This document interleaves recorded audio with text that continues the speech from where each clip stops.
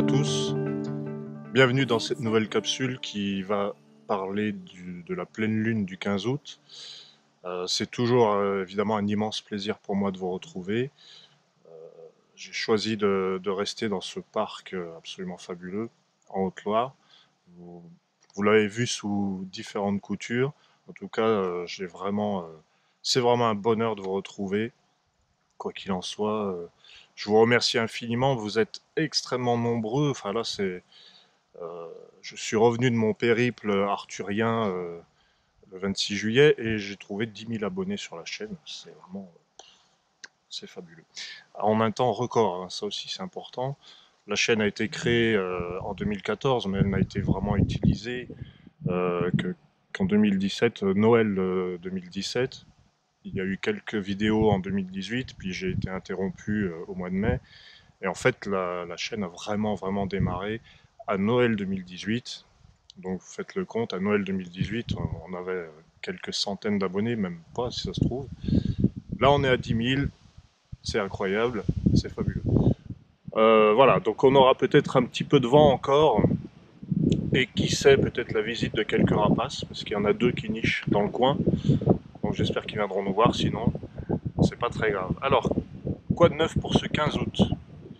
Cette pleine lune du 15 août, toujours pareil, je fais un petit pont vers l'astrologie très rapide, parce que l'astro me plaît, et même si mon support de prédilection, ça reste quand même les harmoniques, je fais toujours un lien avec les astres, parce que ce lien me semble vraiment inévitable, surtout pour cette pleine lune du 15 août.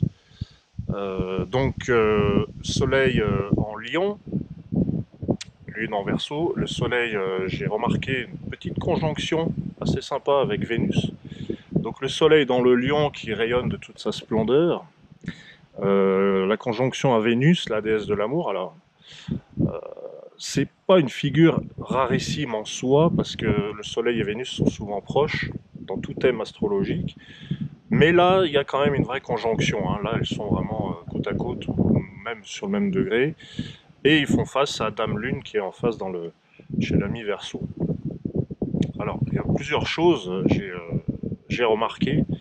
Cette belle conjonction Soleil-Vénus, eh bien, elle apporte quoi? Elle va apporter l'astre de la volonté, l'astre de la vérité, le soleil qui rayonne, être soi dans toute sa force, dans toute sa splendeur, dans le lion, donc chez lui. Euh, Excusez-nous du peu, il prend rendez-vous avec Vénus, donc qui va faire appel un petit peu aux sentiments, au besoin d'être avec les autres, peut-être de plaire même, pourquoi pas. Euh, et tout ça, donc dans un signe de feu, dans un signe solaire, et face à la Lune dans le Verseau, qui est à l'opposé, évidemment, le cœur de l'hiver. La Lune, à voir peut-être comme un astre qui est en lien avec les émotions, avec le monde émotionnel. Moi, je le définirais comme ça. Et dans le signe d'air, le signe d'air, le signe fixe, le Verseau, donc les émotions vont être passées au crible un petit peu du mental, et on va chercher à les contrôler peut-être. Alors le Verseau est un peu particulier par rapport à, je parle de l'archétype du Verseau, hein, pas des gens toujours, hein, toujours pareil. Je pense qu'utiliser l'astrologie pour juger, c'est peut-être pas très heureux. En attendant, le Verseau va désigner quand même un aspect aérien, donc plutôt mental, plutôt intellectuel. Et y placer la Lune, ça peut vouloir dire on cherche à contrôler les émotions, on cherche à les comprendre. Ça peut être bien, hein, ça peut être bien d'essayer de comprendre ses émotions, d'aller fouiller dans les blessures intérieures. Le Verseau, c'est aussi le signe du futur, de la vision de l'avenir. Et la Lune, on peut aussi y voir la voyante un petit peu. Hein, c'est l'intuitive, la Lune. C'est celle qui perçoit dans l'invisible. Donc le mariage Lune-Verseau, c'est pas forcément quelque chose de mauvais. Tout dépend comment on reçoit le message en fait. Voilà, donc entre ce Soleil, Vénus en Lion et cette Lune en Verseau, ben, j'ai pu faire des liens avec. Je m'arrête là pour l'astro. Je vais vous parler des harmoniques. Je fais le lien. Il y a des ressemblances vraiment. Il y a toujours des similitudes. Et puis si on veut les trouver, on les trouve, bien entendu. Mais là pour cette pleine Lune, les similitudes, elles sont vraiment, elles sont assez incroyables. Je vous parle encore du phénix et de l'empreinte, hein. Pour ceux qui suivent, c'est déjà revenu plusieurs fois. Il y a eu le phénix noir, il y a eu le phénix de feu dernièrement, hein, mai, juin, juillet. On a été suivi par cet oiseau mythique, et là encore une fois, en août, c'est encore la pleine lune tombe le jour du phénix ascendant empreinte. C'est les aléas du calendrier, hein, puisque comme chacun le sait, le hasard existe, hein, n'est-ce pas? Mais ce phénix, enfin heureusement dans le calendrier des harmoniques, d'ailleurs je vous montre un petit peu l'ouvrage qui me sert de référence. Dans ce livre-là, il y a un calendrier dans lequel eh bien, on peut trouver la couleur, enfin les éléments, hein, puisque en astrologie il y a les éléments eau, feu, terre et air. Et bien là, il y a les éléments harmoniques. Donc le noir, le feu, enfin c'est pas le même feu, mais vous avez pour le 15 août notre phénix qui revient avec l'élément ambre, et notre empreinte qui revient avec l'élément sacré. Je reviens sur le phénix pour bien le définir. Ce phénix, il est connu dans beaucoup de régions du monde, dans beaucoup de cultures. Le phénix, c'est renaître de ses cendres, ok. Mais il y a l'oiseau tonnerre, outre-Atlantique. Il y a le Feng Wang en Chine, il y a le Simorgue, il y a pour les Perses, il y a, en tout cas, il est en Grèce, en Égypte, le Bénou, dans la Torah, dans la Bible. Il est partout, hein, c'est un oiseau finalement, hein, peut-être qu'il fait le tour du monde. Et qu'est-ce qu'il désigne? Alors, les cycles de mort et renaissance, bien entendu. Mais c'est aussi le roi des oiseaux. En tout cas, pour la Chine, c'est le roi des oiseaux. Par exemple, hein, mais pour la plupart.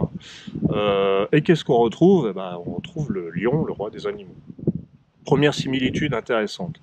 La deuxième, c'est cette lune en Verseau qui, moi, qui me fait penser à l'ambre, le phénix d'ambre, pardon, le phénix d'ambre, le phénix.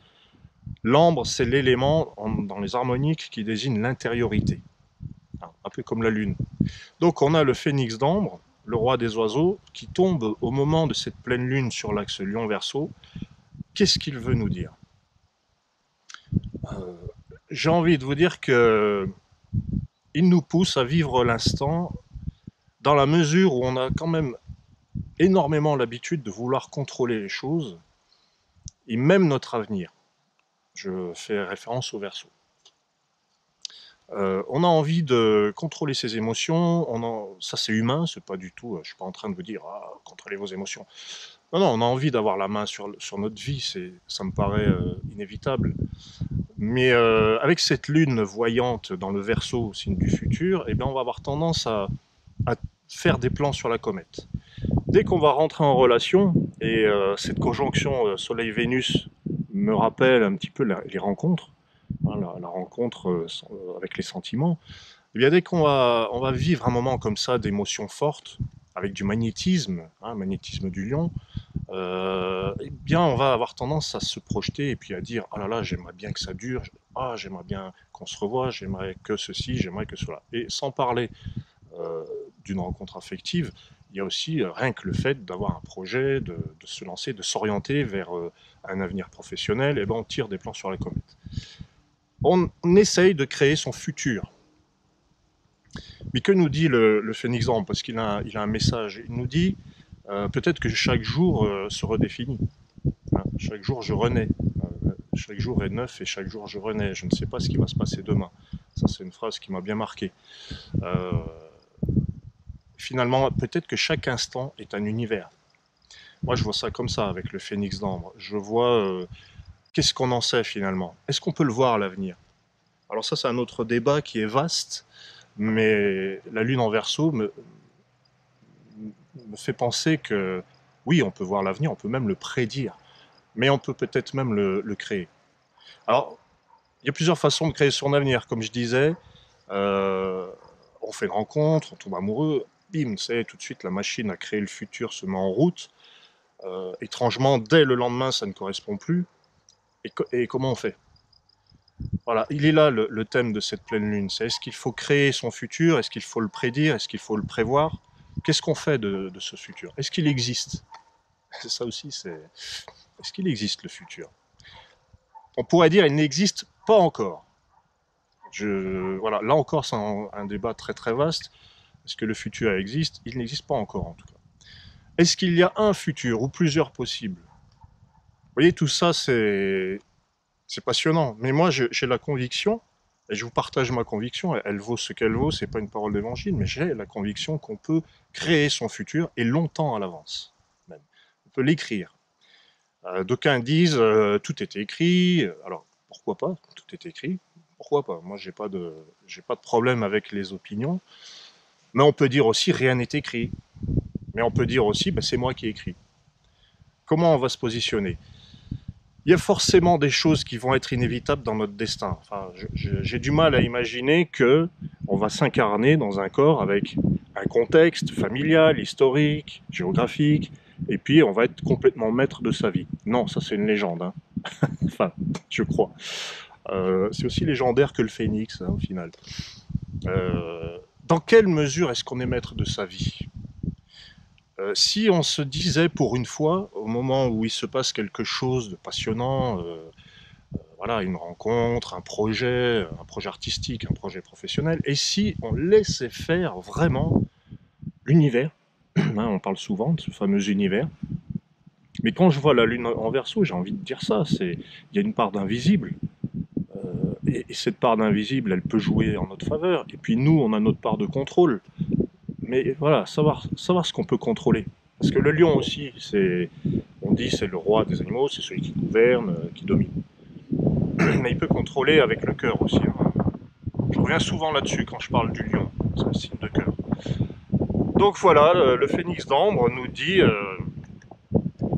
peut-être que chaque jour est différent. Peut-être que c'est pas en tirant des plans sur la comète qu'on crée son futur. Peut-être que c'est différemment, peut-être que c'est en accueillant ce qui se passe dans l'instant qui nous donne un pouvoir immense de création de son avenir. Moi, j'ai le seul exemple à vous donner, adolescent, donc il y a déjà quelques années, moi je rêvais de mettre au point un support divinatoire, enfin divinatoire ou autre, en tout cas un support qui fasse parler des planètes, des signes, des symboles, un support de symboles, quelque chose qui soit artistique, quelque chose qui permette de réfléchir sur sa vie et même pourquoi pas de créer son futur. Eh bien, je vais vous dire que quand j'avais 17, 18, 19 ans, c'était totalement abstrait et il n'y avait aucune raison que ça marche. Il y avait même très très peu de raisons que ça marche. Si j'en parlais autour de moi, je passais pour un doudingue. C'était tout ce qui se produisait. Mais bon, pas seulement, hein, ça peut aussi avoir son charme, hein, ça pouvait amuser, plaire, je sais pas. Mais il y avait concrètement pas moyen de dire que en 2019 j'aurais 10 000 abonnés. C'était pas du tout, c'était inconcevable.